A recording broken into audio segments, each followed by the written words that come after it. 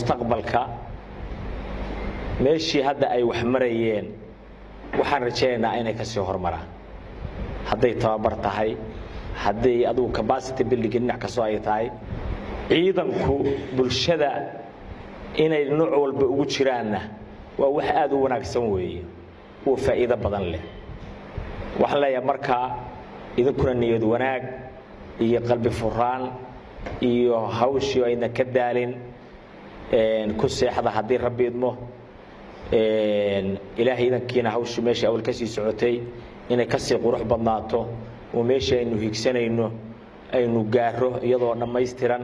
oo waqtigu ina ku simo ba ilaah ka rajeynaa